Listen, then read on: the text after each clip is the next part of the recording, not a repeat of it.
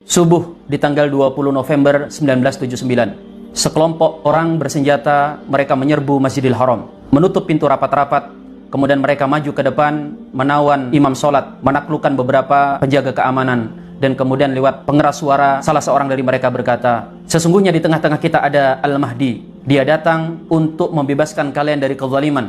Berbaiatlah kalian kepadanya, maka dia akan membawa kalian kepada keadilan setelah sebelumnya kalian hidup dalam kezaliman."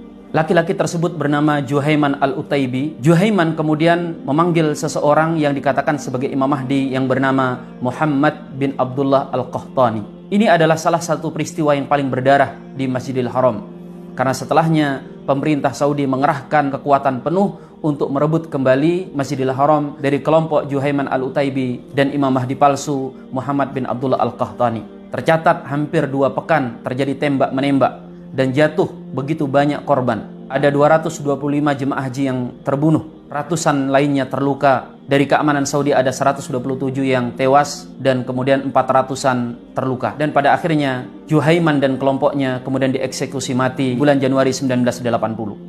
Mungkin bisa dikatakan bahwa Muhammad bin Abdullah Al-Qahtani ini adalah Al-Mahdi palsu yang paling mirip sifatnya sebagaimana yang disebutkan dalam hadis-hadis. Rasul misalnya bersabda, "Yuwati'u ismuhu ismi wasma abihi isma abi." Akan menyamai namanya seperti namaku dan nama bapaknya seperti nama bapakku. Kemudian berdahi lebar, berhidung mancung, dibaiah di Masjidil Haram, dan beberapa sifat-sifat yang lainnya. Dan kita perlu tahu bahwa sepanjang sejarah mereka yang mengaku menjadi Al-Mahdi itu sangat banyak. Rasanya akan sangat sulit kalau kita sebutkan semuanya. Di tahun 127 Hijriah ada dari keturunan Ja'far bin Abu Thalib yang bernama Abdullah bin Muawiyah. Dia mengaku menjadi Imam Mahdi. Kemudian diperangi oleh dinasti Umayyah pada masa itu.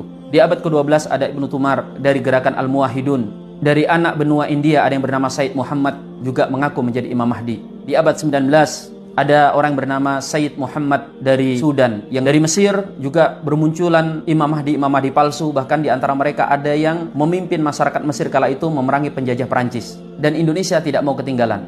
Karena Indonesia ini apa yang tidak ada. Jangankan mengaku menjadi Imam Mahdi, yang mengaku jadi Tuhan ada, yang mengaku jadi Nabi juga banyak. Kita tidak usah melihat zaman dahulu, zaman kakek-kakek kita. Kita hari ini sudah berapa mereka yang ditangkap karena ngaku jadi Imam Mahdi. Seperti yang ada di Riau, ada yang ngaku jadi Imam Mahdi, akhirnya ditangkap. Kemudian di Jawa Timur, ada seorang security yang juga kemudian mendaku menjadi Imam Mahdi. Dan hari ini pengakuan ini bermunculan. Pada kesimpulannya kita harus mengetahui satu fakta, pengakuan akan kemunculan Imam Mahdi itu bukan hal baru. Sepanjang sejarah banyak sekali mereka yang mengaku atau juga disebut sebagai Imam Mahdi. Jika hari ini kemudian kita mendengar adanya kemunculan Imam Mahdi, gak usah terlalu kaget. Ini sikap kita yang pertama. Ini lagu lama. Dan yang kedua, kita hendaknya mengikuti penjelasan para ulama kita sesuai dengan pemahaman hadis-hadis Rasulullah SAW. Jangan mau dalam masalah agama terombang-ambing oleh isu dan kabar-kabar yang tidak jelas. Ikuti saja fatwa para ulama kita, karena Allah Subhanahu wa taala mewasiatkan fas'alu ahla dzikri in kuntum la ta'lamun. Bertanya kalian kepada para ulama jika kalian tidak mengetahui. Jika Imam Mahdi yang asli benar-benar muncul, kita tinggal mengikuti para ulama-ulama Al-Azhar, ulama-ulama di Indonesia, atau mayoritas ulama secara umum. Mustahil hal yang sepenting ini para ulama tidak menurunkan fatwanya. Jangan ikuti kabar burung dan kata orang. Karena sepanjang sejarah, kemunculan Imam Mahdi palsu itu juga kadang di-branding oleh sebagian ulama-ulama yang tertipu atau bahkan mungkin niatnya menipu umat Muhammad SAW. Kemunculan Imam Mahdi palsu ini tidak lepas kaitannya dengan gejolak politik atau untuk meraup keuntungan atau kepentingan dunia yang lainnya. Sehingga hati-hati. Karena kalau kita mengikuti mereka, kita akan jatuh ke dalam fitnah. Kita akan jatuh kepada hal yang merugikan diri, bangsa, masyarakat, bahkan agama kita.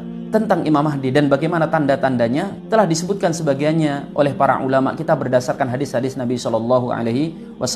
Yang jelas para ulama ketika berbicara tentang Imam Mahdi hari ini, sebagian mereka mengatakan hada laisa zamanuh. Ini belum zamannya.